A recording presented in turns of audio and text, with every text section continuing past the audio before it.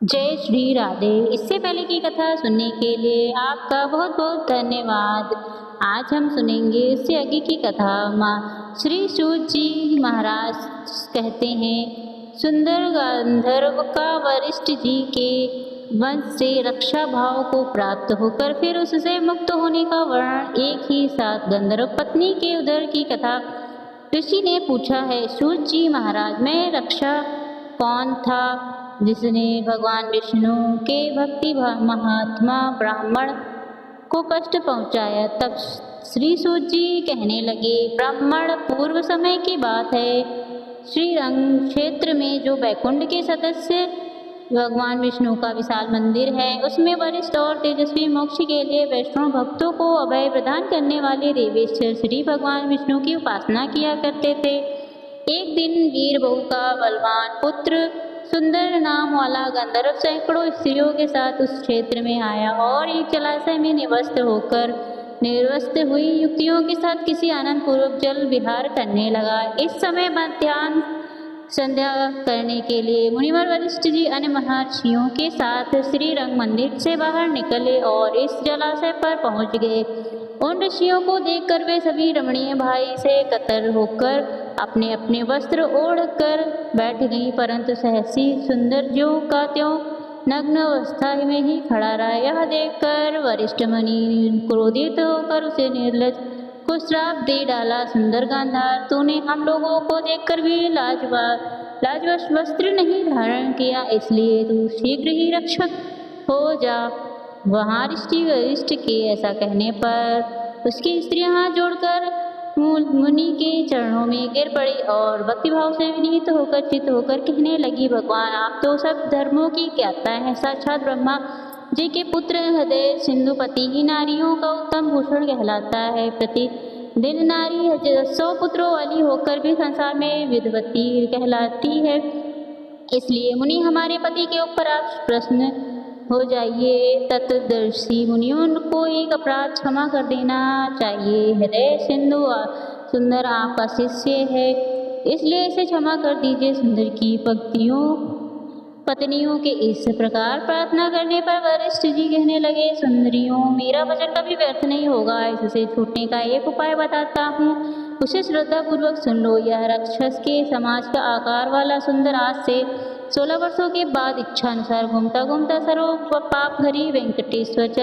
चला जाए, वहाँ पहुँच जाएगा और वहाँ वह चक्र तीर्थ पर जाएगा। पद्मनाभ से रहते हैं, उन्हें खजाने के लिए यह आक्रमण करेगा। तब ब्राह्मण की रक्षा के लिए भगवान विष्णु को भेजा हुआ उत्तम चक्र इसका मस्तक काट डालेगा। इसके बाद सांप से मुक्त होकर यह तुम्हारा पति सुंदर अपने पुनर्स्वरूप को प्राप्त होकर फिर से स्वर्ग लोक चला जाएगा। श्री रंगनाथ में भक्ति रखना वाले वरिष्ठ जी कहने लगे, शीघ्र अपने आश्रम को चले गए। इसके बाद राक्षस रूप में बदला हुआ भयानक आकार वाला सुंदर गंधर्व इधर उधर घूमता हुआ गिरी से वेंकटेश्वर चला गया और तीर्थ चक्र पर भी जा पहुंचा। इसी भ्रमण में ही उसके 16 वर्ष बीते गए। इसके बाद चक्र तीर्थ निवासी पद्मनाभ को जान के लिए उसने बड़े तेज से उन पर आक्रमण कर दिया। मुनि ने भगवान विष्णु की स्तुति की और भगवान ने रक्षा द्वारा पीड़ित पद्मनाभ की रक्षा करने के लिए अपने ही सुदर्शन चक्र को भेजा। इस प्रकार चक्र के आकार उसे राक्षस का मस्तक काट डाला। तब यह राक्षस अपना राक्षसी शरीर छोड़कर दिव्य धारण करके विमान पर जा बैठा। उस समय उसके ऊपर पुष्पों की वर्षा हो रही थी। उसने हाथ जोड़कर सुदर्शन को प्रणाम करते हुए उनकी आज्ञा लेकर सुंदर गंधर्व को चला गया। ब्राह्मण, इस प्रकार मैंने उसे राक्षस की उत्पत्ति का वृत्तांत और चक्र तीर्थ का पापनाशक महात्मा आप लोगों से बतलाया है। इसे सुनकर सभी के मनुष्य पाप से मुक्त हो जाते हैं। ब्राह्मण, अपरा तीर्थ का मातम भी सुनो लो। मैं तत्पर चांडाल काल में सबसे नीच करुण कल का नाश करने वाला कष्टकारक दान शून्य सत्कर्म रहित पशु घाटी का द्रोही जुगलखोर खवाखंडी झूठ बोलने वाला मित्रद्रोही भ्रूण हत्या करने वाला परिस्त्रीगामी स्वामी सिण रोग करने वाला लालची ठग पितृ घाटी देवताओं से विमुख अपनी ही प्रशंसा करने वाला आरोग्य पत्र के लिए वे करने वाला धर्म से में बड़ा डालने वाला अनुकूलता में अंतर रखने वाला और फल फूल और पल्लवों से युक्त वृक्ष को काटने वाला विश्वासघाती अग्निहोत्र का त्याग करने वाला गुरुद्वारा, वह अपने उत्पन्न करने वाला गांव में अगवा देने वाला मंदिर का अध्यक्ष, वेतन लेकर पढ़ना वाला, कठोर धर्म करने वाला, पापों में स्वभाव तथा रात में रहने वाला, अनजाने में या फिर जानबूझकर दुष्कर्म करने वाला, इन सभी प्रकार के पापियों को परम मनोहर धर्म घर तीर्थ अपने में स्नान और जलपान आदि करने पर पवित्र कर देता है। इस विषय में आप एक प्राचीन इतिहास सुनाऊंगा जो सभी पापों का नाश करने वाला है। आप सब ध्यान पूर्वक सुनिए। पूर्व काल में महल तेजस्वी गार्गी मुनि ने महात्मा देवल को नमस्कार करके कहा कि महाभारत में वर्णन कीजिए। तब देवऋषि ने कहा, मुझे तुम मूढ़ नमक गांधर्व अपने पतिव्रता पत्नी को श्राप देकर इस तीर्थ में स्नान करके दया निधान वेंकटेश्वर की पूजा करने से पुनरावृत्ति रहित विष्णु धाम को प्राप्त हो गया। अपनी प्यारी पत्नी से इस प्रकार कहा, सब देव पापों का नाश करने वाले माघ मास में सूर्योदय के समय इस तट पर भगवान विष्णु की पूजा करनी चाहिए। इसलिए गोबर से तुम इस भूमि को लीप दो और इस माघ मास में प्रतिदिन माधव के लिए दीप बत्ती बनाकर भगवान के आगे भक्ति पूर्वक धूप समर्पित करो। पवित्र होकर भगवान के लिए रसोई तैयार करो और मेरे साथ रहकर परिक्रमा तथा नमस्कार आदि के द्वारा भक्ति पूर्वक भगवान की पूजा करो। नित्य प्रति आलस्य छोड़कर भगवान विष्णु की पुराण कथा सुनो। नित्य सवेरे स्नान करके पान करो।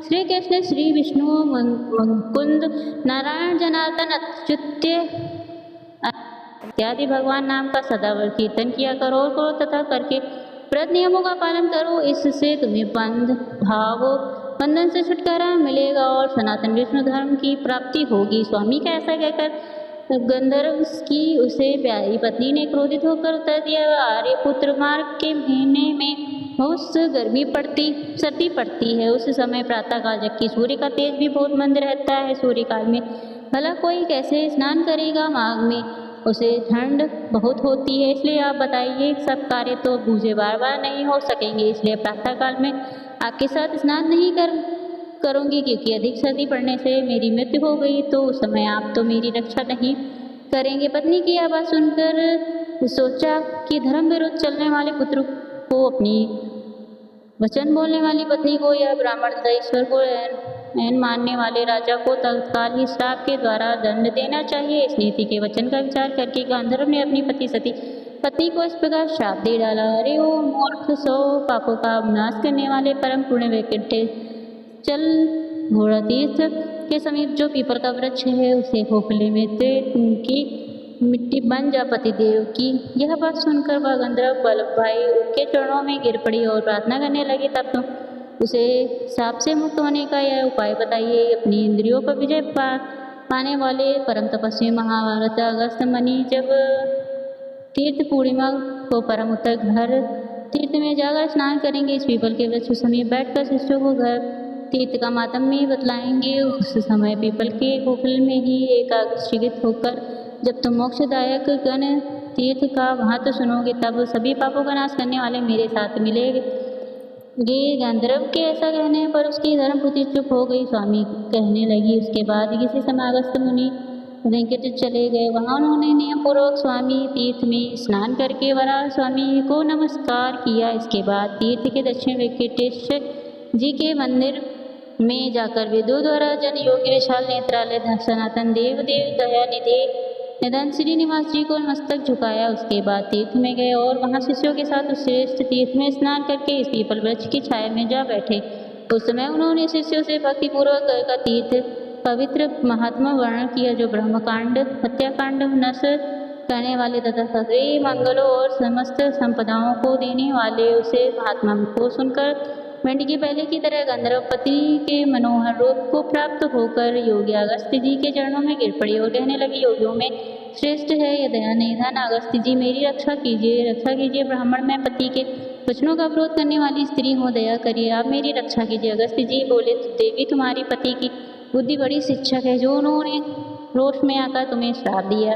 वह पति के वचनों का विरोध करने वाली तुम जैसी इस तरीके से उचित ही है, जो स्त्री पति का वचन की अधिक अभिलाषा कर वो अपनी इच्छा के अनुसार व्यवहार करती है। वह तब तक चंद्रमा और तारे रहते हैं, तब तक घर नरक निवास करती है। स्त्रियों के लिए स्वतंत्रता उचित नहीं, उन्हें पति की आज्ञा का उल्लंघन नहीं करना चाहिए। भगवान विष्णु के परम धाम में जाती है। स्त्रियों के लिए पति ही माता, पति ही विष्णु, पति ही विष्णु ब्रह्मा और पति ही शिव, पति ही गुरु तथा पति ही तीर्थ है, ऐसा विद्वान पुरुष मानते हैं। पति की बात टालकर जो स्त्री दूसरे पुण्याओं में सदा लगी रहती है वो भी शुद्ध नहीं होती। वह स्त्री जब पति की प्रेरणा के अनुसार चलती है, पति की बुद्धि के अधीन रहती है और पति के चरणारविंदों को पवित्र जल से अपना अभिषेक करती है, तब भगवान को प्रिय होती है। इसलिए तुम्हारा किया हुआ दोष ही तुम्हें इस श्राप के रूप में मिला हुआ है। यह भोग कर तीर्थ का महात्मा सुनते सुनते तुम्हारी उस श्राप से मुक्ति हो गई और पहले के समाज तुम्हें सुंदर अंगों वाले नए रूप से फिर से प्राप्त हो गया। इसलिए विद्वान पुरुष घर तीर्थ का परम पवित्र मानते हैं। जो मनुष्य सब पापों का नाश करने वाले इस इतिहास को सुनता है